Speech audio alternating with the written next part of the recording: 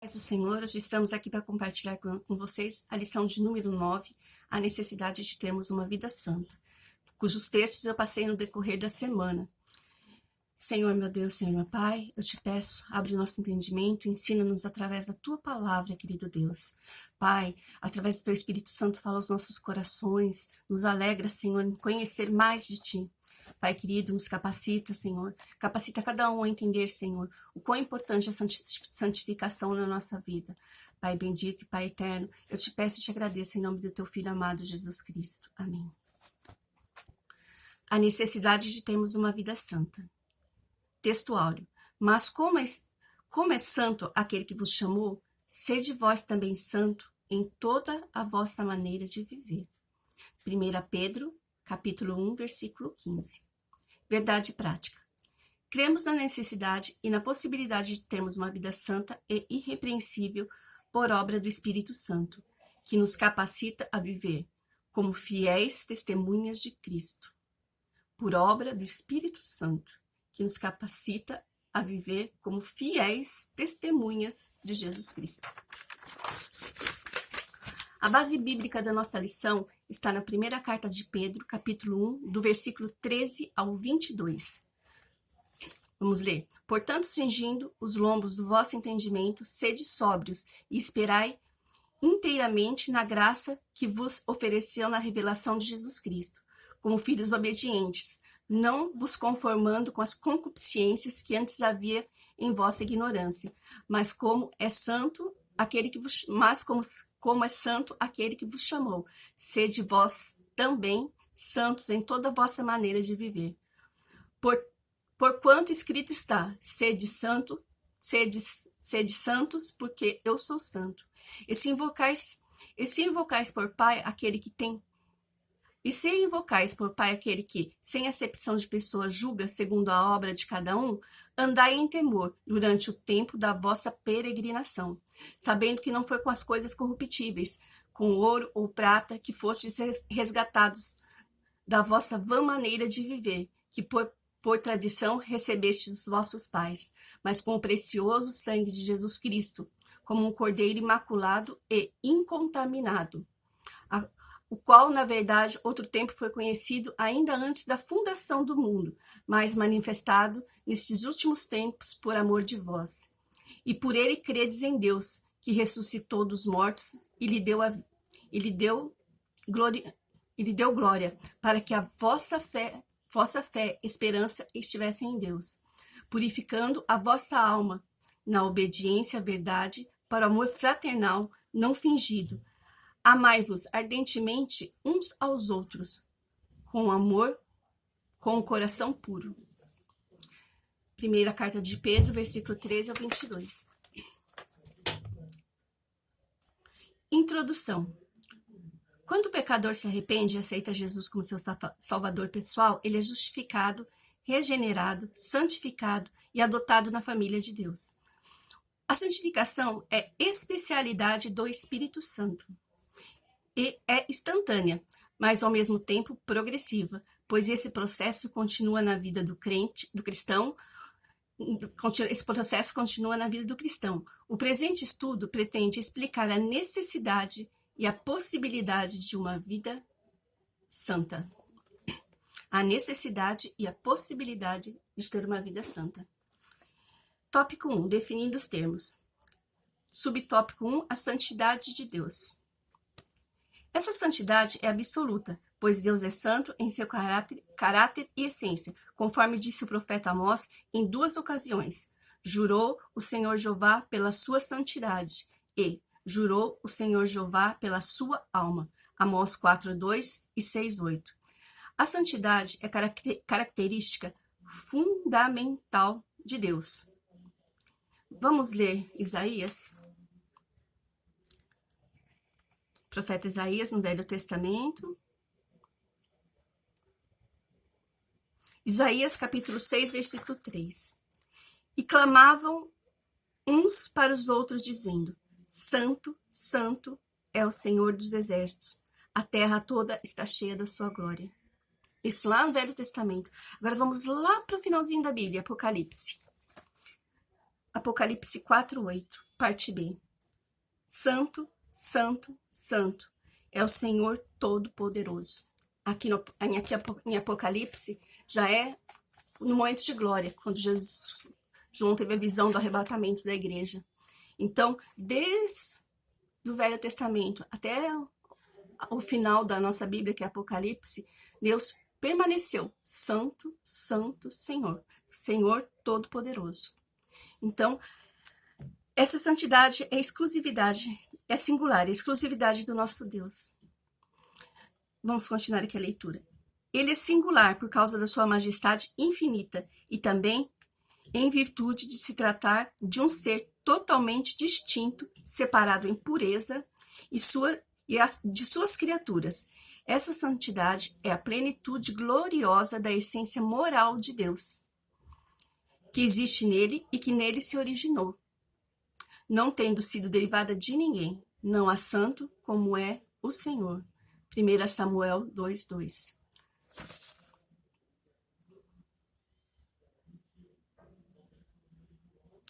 Samuel 2:2. Não há santo como o Senhor, não há outro fora de ti, não há rocha como o nosso Deus. Não há santo como o Senhor, não há rocha como o nosso Deus. Rocha significa um lugar firme, estabilizado. Então, não há, como diz aqui, não tem ele se originou e não tendo sido derivado de ninguém. A plenitude santa do Senhor é somente dele. Subtópico 2. O significado. O verbo hebraico kadash, ser santo, e seus derivados santo, santificar, dedicar, consagrar, no Antigo Testamento significam separar. Quando aplicado à religião de Israel, tem a ideia de, quando aplicado na religião de Israel, tem a ideia de separar para Deus e tirar do uso comum. Tal como pode ser visto em Levítico 10:10. Vamos ver, Levítico.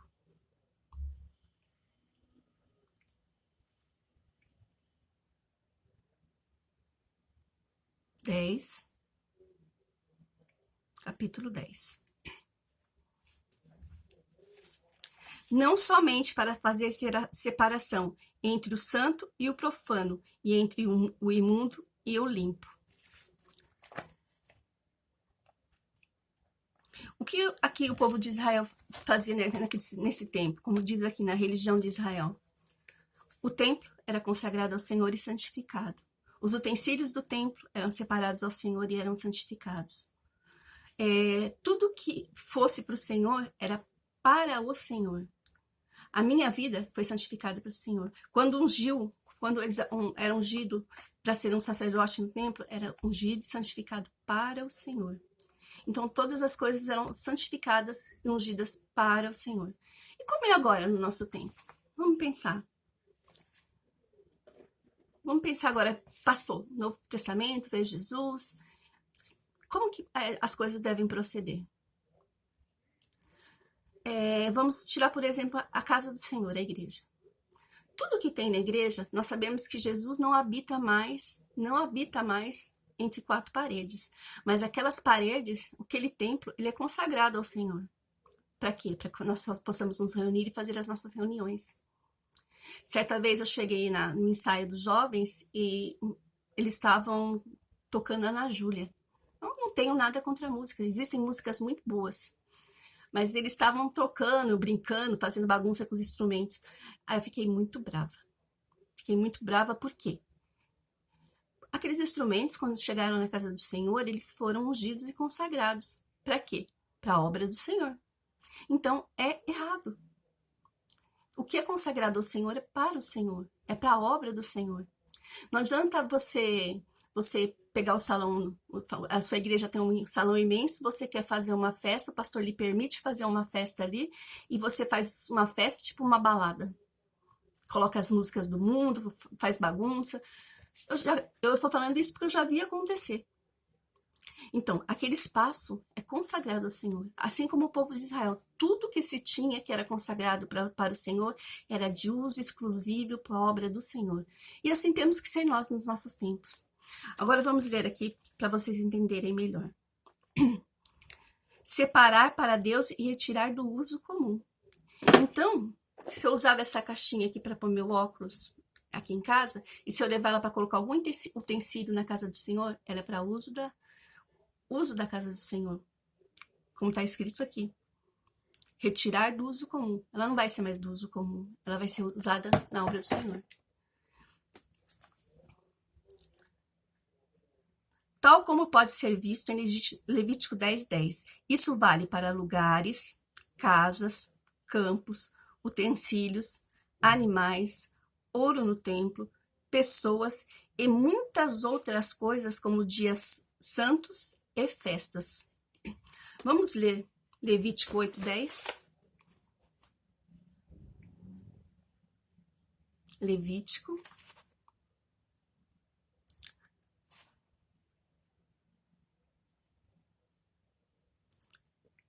Capítulo 8.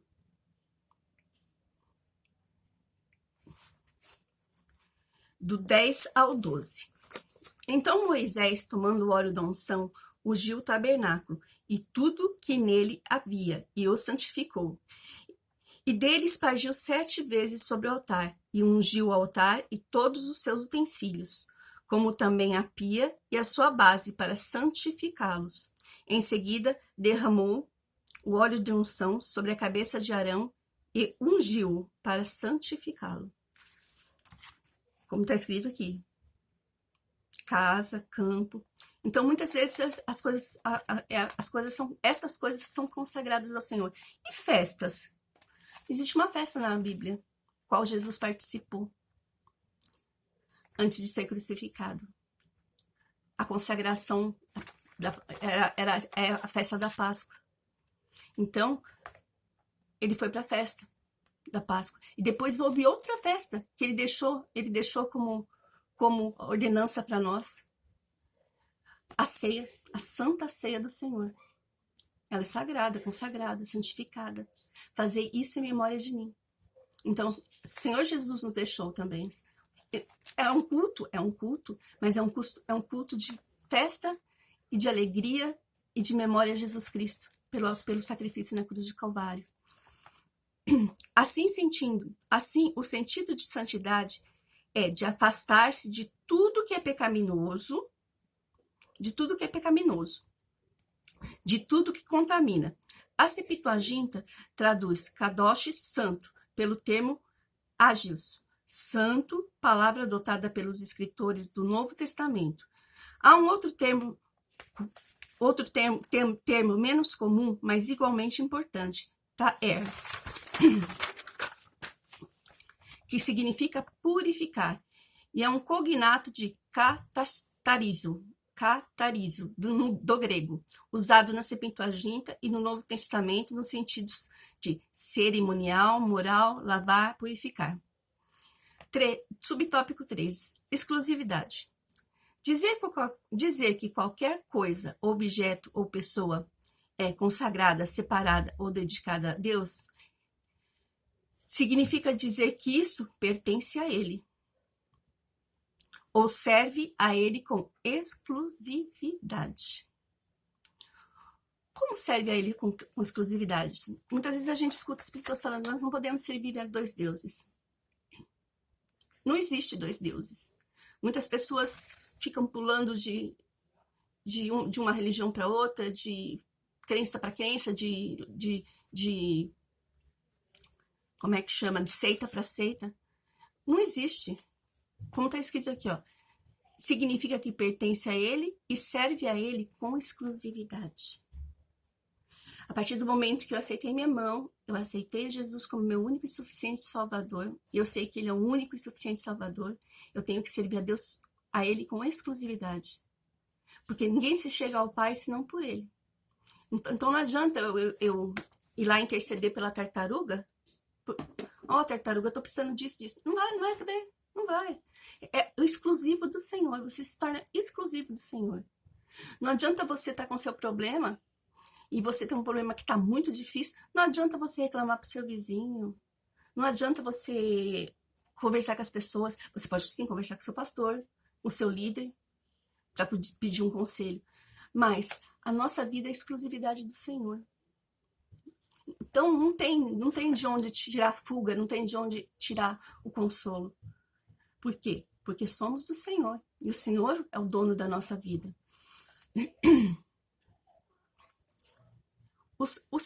O que é sagrado não pode ser comum. O azeite da unção, o incenso do santuário não podiam ter outro uso. O sagrado deve ser tratado como tal. Os antigos hebreus levavam a santidade a sério. Todos esses rituais de consagração são representantes visuais de verdades espirituais reveladas no Novo Testamento. Então, na religião de Israel, eles tinham esses costumes. O sagrado deve ser tratado como tal. Os antigos hebreus levavam a santidade a sério. São representações virtuais e espirituais reveladas no Novo Testamento. Então, o que é sagrado continua sendo sagrado. O que é separado para o Senhor continua sendo separado para o Senhor.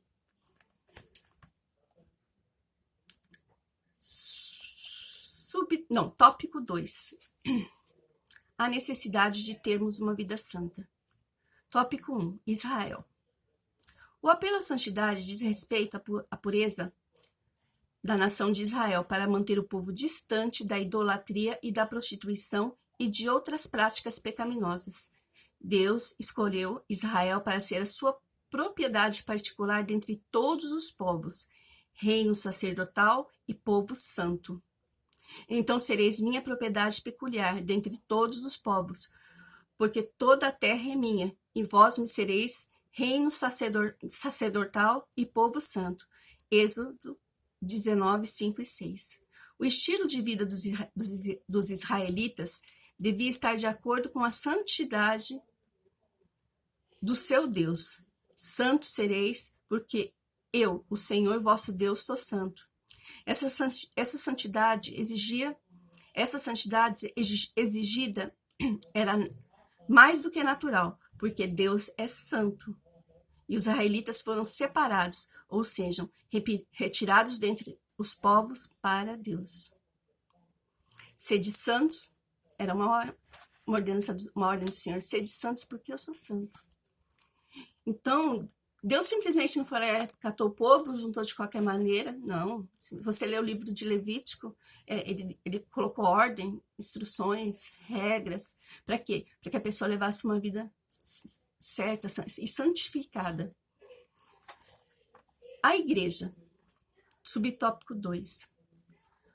Os 3 propósitos de Deus com Israel são os mesmos para a igreja. Mas vós sois geração eleita, sacerdócio real, nação santa, o povo adquirido para que anuncieis as virtudes daquele que vos chamou das trevas para a sua maravilhosa luz. No estudo anterior, quem é a igreja? Lembra? Não é os 4 paredes, nós. Todo aquele que aceita Jesus é a igreja. A igreja está aqui, a igreja está indo em você. A igreja está naquele que aceita Jesus. Assim como os israelitas, fomos chamados por Deus para sermos separados para seu serviço. Agora somos sacerdócio real, nação santa, povo adquirido. Desde os tempos do Antigo Testamento, a idolatria e a prostituição sempre caminharam juntas.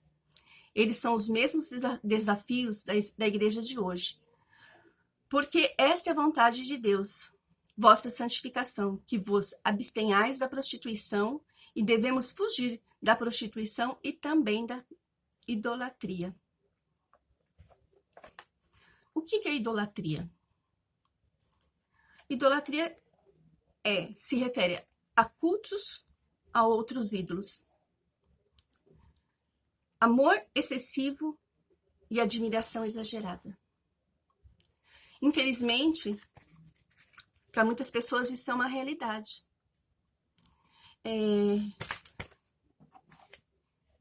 Eu tenho meu ídolozinho aqui, minha tartaruga. Muito bonitinha. Aí, em vez de falar, Senhor, eu preciso da tua ajuda, Senhor Jesus, eu preciso do teu amparo, eu venho aqui, Senhora tartaruga, Eu preciso da tua ajuda, eu preciso do teu amparo, eu preciso que você me dê sorte. Tem boca, mas não fala. Tem olhos, mas não vê. Tem ouvidos, mas não me escuta.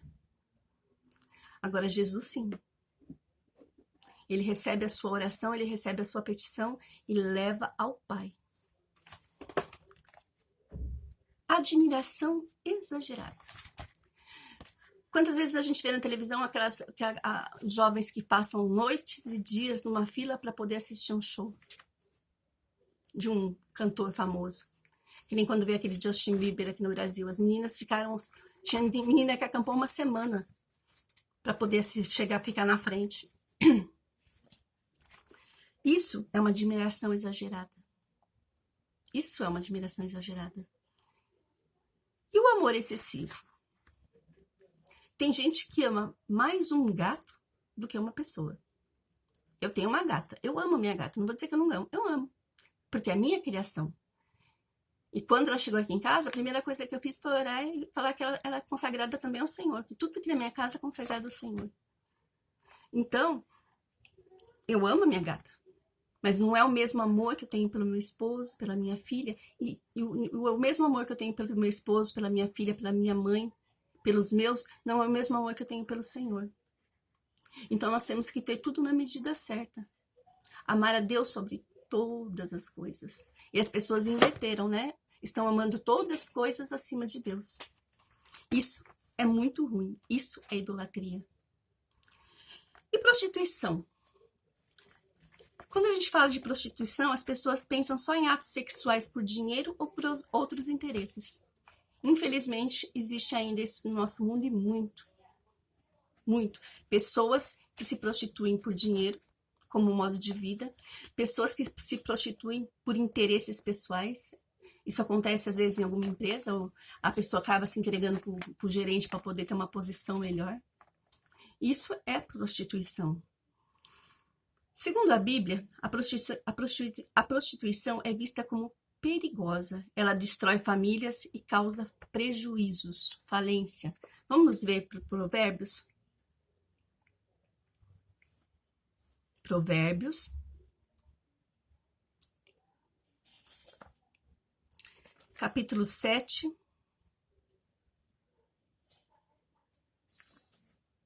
Desculpa, Provérbios 29, capítulo 3.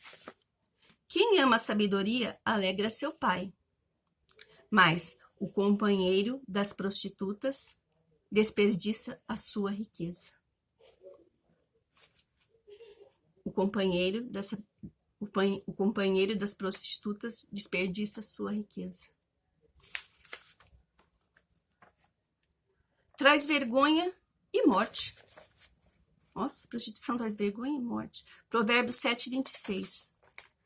Ela a muitos tem feito cair feridos, e são muitíssimos os que por ela foram mortos. E o Seol é a sua casa, na qual desce as câmaras da morte.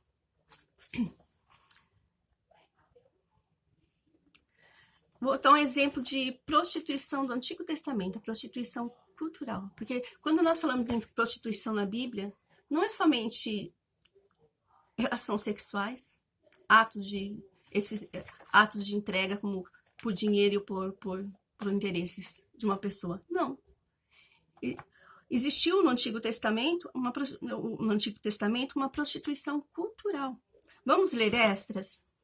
Esdras, capítulo 10, versículo 2.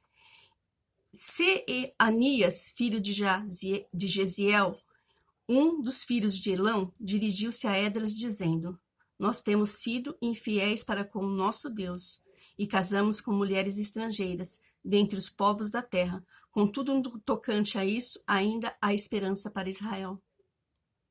Ainda há esperança para Israel. Nos casamos com mulheres estrangeiras. A ordem ao povo de Israel é que eles não buscassem nada de fora. Eram separados, era um povo separado para o Senhor. Mas eles não obedeceram a Deus. Então eles casaram-se com mulheres pagãs estrangeiras. E junto com elas veio a cultura delas, veio o paganismo delas, veio os ídolos delas, veio os deuses delas. que não faziam parte do povo de Israel, que não faziam parte do único e suficiente Deus. Mesma coisa aconteceu, sabe com quem? Salomão, homem cheio de sabedoria dada por Deus, também cheio de esposas. E ele casou com esposas estrangeiras, e para essas esposas, ele ergueu até templos, para que elas pudessem adorar os deuses, como se fala, os deuses estranhos. Então, quando você sai da obediência do Senhor, quando você faz alguma coisa que está fora, está se prostituindo. Se prostitui para o mundo. Não quer no sentido bíblico, entendeu? Vamos continuar aqui. Tópico 3. A possibilidade de termos uma vida santa. A santificação, subtópico 1. A santificação posicional. É o primeiro aspecto da santificação, também chamado de santificação passada ou instantânea. É posicional porque acontece uma mudança no ser humano de pecador para santificado em Cristo. Vamos ler Atos? Atos, capítulo 26, versículo 18. Lhes abrir os olhos a fim de se converterem das trevas à luz, e do poder de Satanás para que recebam remissão de pecados e herança entre aqueles que são santificados pela fé em mim. Palavras de Jesus. Remissão de pecados e herança entre aqueles que são santificados pela fé em mim. É a santificação que ocorre quando o pecador recebe pela fé a Jesus como Senhor e Salvador pessoal. Essa santificação é instantânea, mas também é o começo de uma vida progressiva de santificação. Todos nós somos salvos em Jesus, somos santos e assim somos reconhecidos no Novo Testamento. E é dessa maneira que o apóstolo Paulo se dirige aos cristãos nas suas epístolas. Senhor Jesus, eu te aceito como meu único e suficiente Salvador. A partir do momento que eu cumpri esse ato, que eu aceitei Jesus como meu único e suficiente Salvador, o Espírito Santo já vem fazer morada, já habita em mim. Aí começa um processo progressivo. Já sou santa, já sou filha do Altíssimo, já estou na família de Deus. Mas ser santo é dizer que você tem que continuar uma caminhada de santificação. Não é assim, virei santo. Não. Muitas vezes é mais fácil para alguns, muitas vezes é mais difícil para outros, mas é uma caminhada que a gente vai degrau por degrau. Se você pecava, você não peca mais. Se você roubava, você não rouba mais. Se você traía seu esposo, você não trai mais. Se você falava palavras torpes, você não fala mais. Ah, mas eu não consigo. Mas não dá, não consigo. Ah, eu gosto de pancadão funk. Mas não. Se você aceitou Jesus, o Espírito Santo que habita em você, ele vai te fazer mudar. Ele vai trabalhar na sua vida. Ele vai falar, não pode. Não é assim. Não é dessa forma. O Espírito Santo, quando você aceita Jesus, vidas são transformadas. Famílias são salvas. Aquele marido que era incompreensível, batia em esposa, era alcoólatra, a partir do momento que ele aceitou Jesus, ele começa uma caminhada de santificação, de se libertar dessas coisas. Não que seja instantâneo e nem fácil. Instantâneo é ser santo, mas a santificação ela é gradual. E assim, não existe homem perfeito. Não existe. A partir do momento que você chegar na estatura de varão perfeito, você já não vai estar mais aqui nessa terra. O Senhor já te... já vou pegar para mim para não se perder. Então, não existe aquele, sou mais santo que todo mundo. Não existe. Não queira dizer que existe. Uma vez eu fui no congresso, e lá naquele congresso, o irmão tava tipo uma explanação para falar sobre esse assunto. Aí ele falou o seguinte, o irmão o irmão Toninho, ele era, nossa, santo. Ele fazia tudo certo, ele fala, olha, mas fulano de tal, você vê que tá fazendo tal coisa? Vê que fulano de tal tá fazendo tal coisa? Mas não sei que tal coisa. Ah, eu vou dar sei quanto pra obra do Senhor, eu vou fazer não sei o quê. Ele era assim. Ele se considerava o mais santo dos santos dentro da casa do Senhor. Aí o irmão Toninho morreu. Aí ele foi lá pro céu. Chegou lá no céu, ele entrou numa sala cheia de relógios. Cheia. Um monte de relógio. Aí veio o anjo do Senhor, falou para ele esperar um pouquinho. Aí ele perguntou, o que é esse monte de relógio? Aí ele falou assim, esses relógios são os relógios que medem a santidade dos servos do Senhor. E saiu, se retirou. Aí ele começou, nossa, olha, o relógio da irmã Maria, nossa, como vai rápido. O relógio do pastor, nossa, quem diria? Ele começou a reparar nos relógios dos irmãos e fazer as observações, porque quanto mais rápido o relógio rodava, mais rápido a pessoa era menos santificada. Aquele reloginho que é bem devagarzinho era a pessoa que estava santificada. Aí ele olhou o relógio, olhou para todo mundo, fez comentários sobre todos. Aí, mas não achou o dele. Não achou. Aí ele ficou indignado. Nossa, meu relógio não tá aqui. O que aconteceu? Aí quando o anjo voltou, ele falou assim, nossa, deve ser muito bom, porque meu relógio não tá aqui. Aí o anjo fez para ele, realmente, seu relógio não tá aqui. Tá lá na sala do mestre, servindo de ventilador. Foi uma piada, mas foi uma explanação certa. Ele julgava os outros, mas não olhava para si. Então, é isso que o Senhor quer de nós. Santificação. Santificação é olhar também para a vida do próximo, mas não para julgar. Não para tirar pedra, mas para ajudar, para haver mudança. Eu costumo dizer que se a pessoa não ajuda, ela não atrapalha. Se a pessoa não for ajudar, não atrapalha. Cada um tem que fique no seu canto. E por isso que a santificação ela é gradual.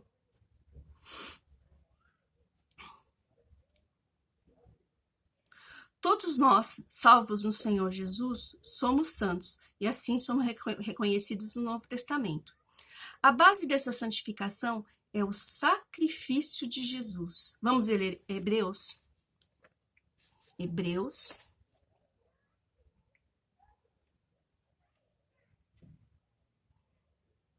Capítulo 8.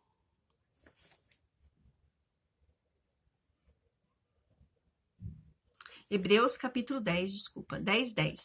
Hebreus capítulo 10, versículo 10. Nessa vontade dele que temos sido santificados pela oferta do corpo de Cristo, feita uma vez para sempre. Nessa vontade dele que temos sido santificados pela oferta do corpo de Jesus Cristo, feito uma vez para sempre.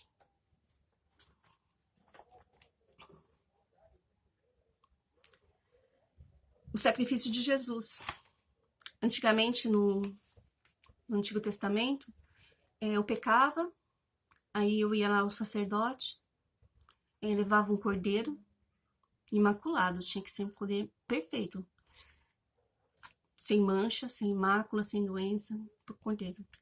E falava, eu pequei, eu fiz isso, entregava lá pro sacerdote.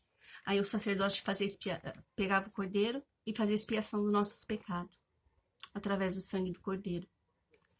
Mas, quando Jesus veio para nós, não existiu mais esse tipo de sacrifício. O sangue dele nos bastou. Jesus padeceu na cruz para quê? Para expiação dos nossos pecados. Como diz aqui,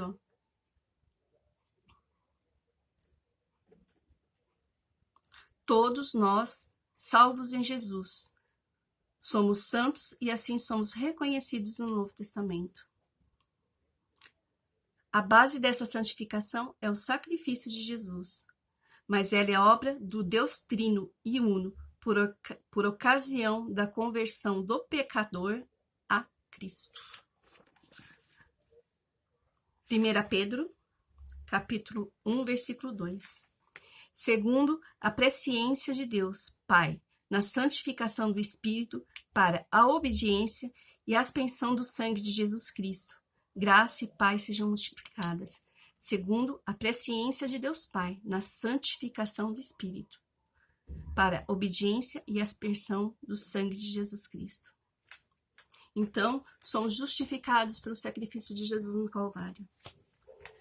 O sangue dele, o precioso sangue de Jesus. A santificação real, subtópico 2. É conhecida como santificação presente. A cada dia avançamos em santidade, mas todos nós, com a cara descoberta, refletindo como um espelho a glória do Senhor, somos transformados de glória em glória na mesma imagem como pelo Espírito do Senhor. Observe que a palavra cristão, observe que havia cristãos carnais na igreja de Corinto, e mesmo assim eles são considerados santos, por isso precisavam do crescimento espiritual. 2 Pedro 3,18. Crescei na graça e no conhecimento do nosso Senhor e Salvador Jesus Cristo. A ele seja dada a glória, assim agora como até o dia da eternidade. Existiam cristãos carnais. O que é um cristão carnal? E a gente costuma dizer que a igreja é um lugar de reconstrução de vida. É um lugar onde se chega doente e é curado. Então, é uma reconstrução. Sou carnal. Muitas vezes a pessoa tem seus vícios, suas manias, e não conseguem se libertar tão fácil delas. É gradual. Aí eles precisam fazer o quê? Crescer na graça e no conhecimento do Senhor. Conforme você vai crescendo na graça e no conhecimento, você vai deixando as coisas carnais de lado. Vai deixando aquilo que não serve para a sua vida de lado. Quando meu esposo aceitou Jesus, ele era daquele tipo de homem que, quando acabava o cigarro, ele tirava o carro da garagem de madrugada e ia procurar uma padaria aberta para poder comprar. Aí eu pensei assim, vai ser muito difícil para esse homem largar o cigarro. Vai ser muito difícil. Mas... peraí que caiu aqui. Mas... o Senhor foi misericordioso. Ele aceitou Jesus num dia, no outro dia o Senhor já o libertou. Para ele, foi simples. Mas existem pessoas que têm sua dificuldade. E não é só pela dificuldade dessa pessoa que ela vai deixar de ser santa. Não. A partir do momento que você aceitou Jesus, você já é um santo. Aí você prossegue em santificação. Se você fuma, tem dificuldade, o Espírito Santo vai te ajudando, vai te moldando, até o momento que você não faz mais isso. Se você vai fazer coisas erradas, terríveis, você não faz mais isso. Se você tinha vício de alcoolismo, jogo, droga, a partir do momento que você aceita Jesus e deixa ele verdadeiramente fazer morada em você através do Espírito Santo, você começa o processo de santificação. Para uns é rápido, como foi para o meu esposo, e para outros é um pouquinho mais demorado. Então, por isso nós temos que perseverar nessa grande salvação. Para isso nós temos que crescer na graça e no conhecimento. De igual modo, o apóstolo Pedro exorta a santificação, os mesmos que ele chama santos. Isso é possível porque somos nascidos de Deus. 1 João 5:1. 1 João, carta de João, capítulo 5, versículo 1. Aquele que crê que Jesus Cristo é o nascido de Deus, e todo aquele que me ama, ao que o gerou, ama também, ao que dele é nascido. Isso é possível porque somos nascidos de Deus, e o Espírito Santo em nós habita. Vamos ler João? Evangelho de João,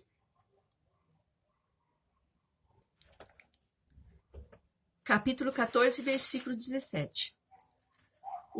Saber o Espírito da verdade, o qual o mundo não pode receber, porque ele não vê e nem o conhece, mas vós os conheceis, porque ele habita convosco e está em vós. Jesus foi ao Pai, foi crucificado, ressuscitou ao terceiro dia, voltou, instruiu seus apóstolos e voltou ao Pai. Ele não nos deixou sozinhos? Não. Eis que deixo com vocês um Consolador, o Espírito Santo, aquele que fala conosco, aquele que nos alerta, aquele que nos instrui, que nos ensina, que abre muitas vezes, a gente está fazendo alguma coisa errada, ele vem lá e ele abre os nossos olhos para ver que a gente está errando. Como diz aqui, o Espírito Santo em vós, está em vós e habita em vós. A partir do momento que você aceitou Jesus, você é santo e o Espírito Santo faz morada na tua vida. A santificação futura é o terceiro aspecto da santificação, conhecido também como glorificação. Na ressurreição, seremos completos, e isto é, extensiva santificação, quando o Senhor Jesus declara que transformará o nosso corpo abatido para ser conforme o seu corpo glorioso. E nessa ocasião, veremos a Deus como Ele é. E essa é a nossa esperança. Vamos ler 1 João? 1 João, capítulo 3, versículo 2. Agora somos filhos de Deus, e ainda não é manifestado o que havemos de ver. Mas sabemos que quando ele se manifestar, seremos semelhantes a ele, porque assim como é, o veremos. Nós estamos aqui num processo de santificação. Devagarzinho, devagarzinho, devagarzinho. Homem erra. Para isso existe palavra, para isso existe o nosso advogado Jesus. Mesmo você sendo cristão, você sendo santo, a gente vacila. Vacila. Somos pessoas. Pessoas são passíveis a erros. Mas também a pessoa que é cristã, a pessoa que o Espírito Santo habita, ela é passível a erro? É passível a erro. Mas é um processo de santificação. Ela vai lá, pede perdão, volta atrás, muda a situação. Então, a santificação futura, qual vai ser a nossa santificação futura? Vai ser aquele dia glorioso em que a trombeta, o Senhor tocar suas trombetas e o Senhor vai chamar os seus remidos. E lá, como diz aqui, ó, conforme seu corpo glorioso, seremos completos, isso, excessivo em santificação, quando o Senhor declara que transformará nosso corpo abatido. Vamos assim, dizer aqui nesse mundo. Nesse mundo nós temos aflições, nesse mundo nós temos enfermidades, nós passamos por lutas, por provações, por necessidades. Muitas vezes nos tornamos abatidos, mesmo cristãos, nos abatemos. Mas naquele momento, na consagração da nossa santificação, como diz aqui, ó, santificação futura, onde todos nós lá seremos realmente santos, com o corpo regenerado, o corpo abatido não vai existir mais. Esse vai ser um dia glorioso. E todo aquele que crê em Jesus, e todo aquele que aceita Jesus, e todo aquele que professa Jesus na sua vida, pode ter certeza, faz parte dessa tão grande salvação. E quando lá do céu as trombetas soarem, você pode ter certeza que vai ser o seu lugar de honra, de glória. Subtópico 4 do tópico 3. É possível ser santo? É uma pergunta, né? Sim, é possível. É possível ser santo? Sim, é possível. E deve ser o desejo de todo cristão, deve ser o desejo de todo cristão se parecer com Jesus e ter uma vida santa, assim como o Mestre teve. Pela sua infinita graça, Deus concede vida santa a todos os pecadores, desde que eles se arrependam e confessem o nome de Jesus. Assim, Deus disponibilizou 3 meios para a santificação. Meio 1, o sangue de Jesus. Vamos ver? Hebreus 13, 12. E por isso também, Jesus, para santificar o povo pelo seu próprio sangue, padeceu fora da porta. Então, na hora que Jesus padeceu fora da porta. O que é fora da porta? Fora da cidade. Onde ele foi conduzido e foi crucificado. E onde verteu o seu sangue na cruz do Calvário, para quê? Para que a gente fosse santificado, para a remissão dos nossos pecados. Essa é o meio número 1. É o começo da nossa santificação. Aceitar Jesus, através do sangue de Jesus. A gente aceita Jesus, Espírito Santo, santos. Meio 2, através do Espírito Santo. Vamos ler 1 Coríntios? 1 Coríntios.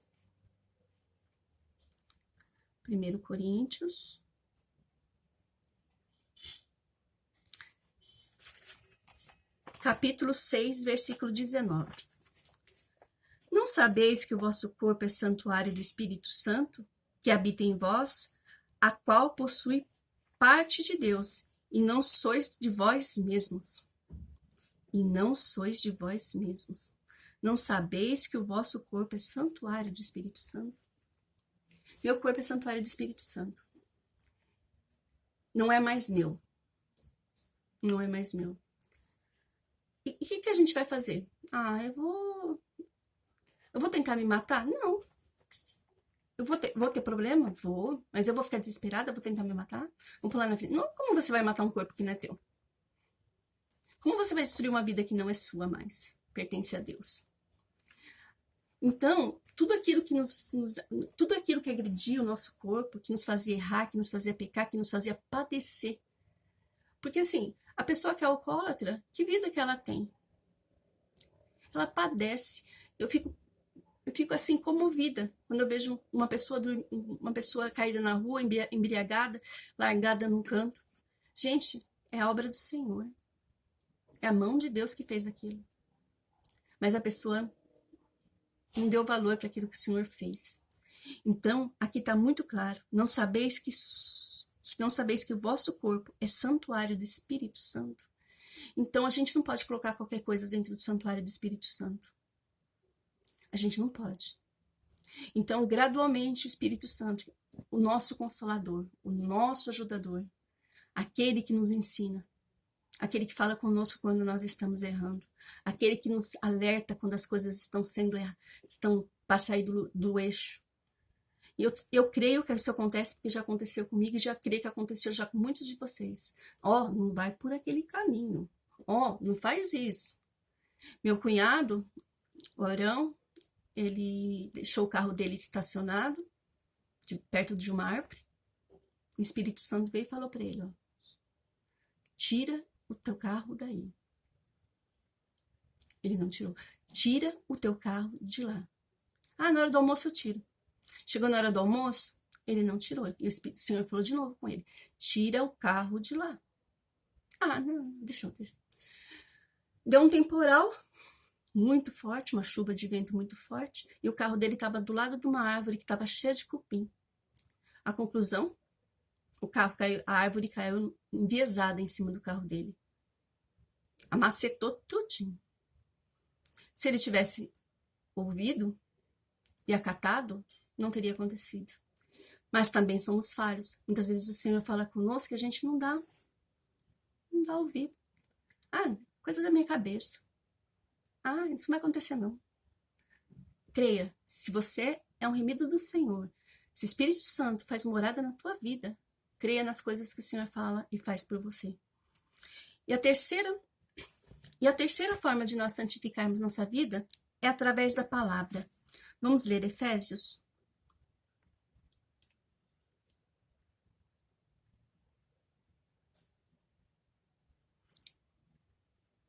Efésios, capítulo 5, versículo 26. A fim de santificar, tendo-a purificado com a lavagem de água pela palavra. Por que o cristão erra? Tem um versículo que diz, erreis por não conhecer as Escrituras. A palavra de Deus é maravilhosa. Se você for ler a Bíblia na íntegra, você vai ver erros e acertos. Pessoas que erraram, acertaram. Pessoas que erraram e foram perdoadas porque voltaram atrás. Pessoas que erraram e permaneceram no erro e tiveram a consequência do seu erro. A Bíblia descreve de ponta a ponta, se você for olhar a Bíblia.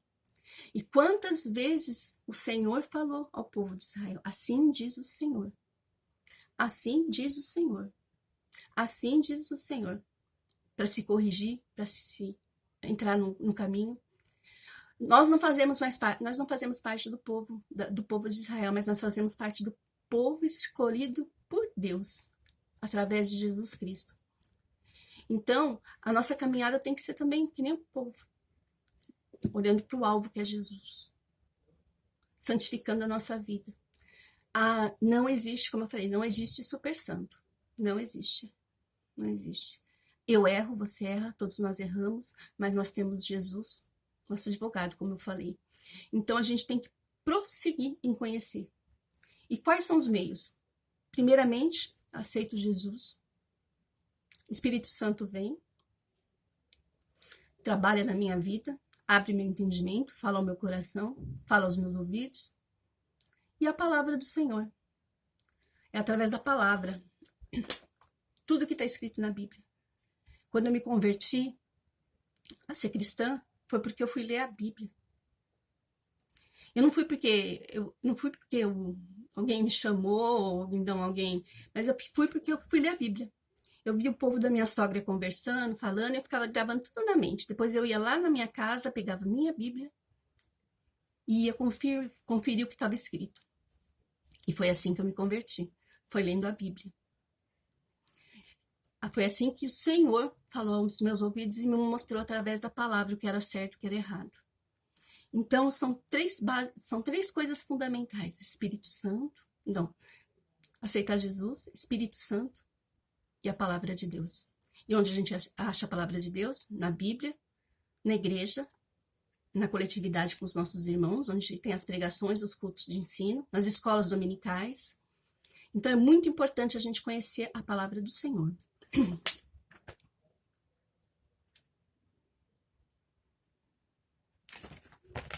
Conclusão. O nosso dever não consiste apenas em nos afastar do pecado e de toda forma de paganismo, mas também de combatê-los com a pregação do Evangelho e com a maneira de viver, assim como fizeram os primeiros cristãos. O cristianismo é a única religião do planeta que possui o Espírito Santo. E é ele que nos capacita a viver em santidade e vencer as tentações. Somos privilegiados porque temos Jesus e o Espírito Santo.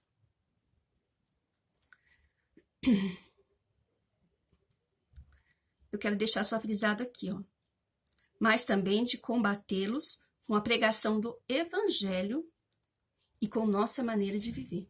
Somos espelho. Somos espelho. Então, tudo aquilo que acontece, há uma grande nuvem de testemunhas ao nosso redor. Mas ela não é crente? Por que ela fez isso? Estava assim, mas não é cristã? Não, a gente tem que ser santificado. Procurar fazer, não que nós não vamos errar, como eu disse, vamos errar, mas vamos procurar sempre fazer aquilo que for melhor para o Senhor. Procurar fazer o que for melhor na nossa vida, para que o homem olhe e veja a diferença na nossa vida. Para que o homem olhe e veja Jesus na nossa vida. E assim a gente conseguir propagar a palavra do Senhor. E assim eu agradeço a cada um que me escutou, que o Espírito Santo possa falar ao seu coração. Agradeço ao nosso pastor presidente, José Wellington. Agradeço ao nosso pastor setorial, Davi Fonseca. Agradeço ao meu pastor local, pastor Deusdete, porque tem muito nos incentivado. E agradeço principalmente ao Senhor que nos fala aos nossos corações, que nos capacita, que nos dirige em todo o tempo. Pai, eu peço em nome de Jesus que o Senhor venha aqui trabalhar nos corações, nas vidas, que nós possamos, Senhor, subir os degraus da santificação. E a cada dia que haja mudança, haja transformação, segundo o Teu Espírito Santo, segundo a Tua misericórdia. Pai, vem fazer morada nas vidas e nos corações. Querido Deus, eu te peço e te agradeço tudo em nome de Jesus. Amém.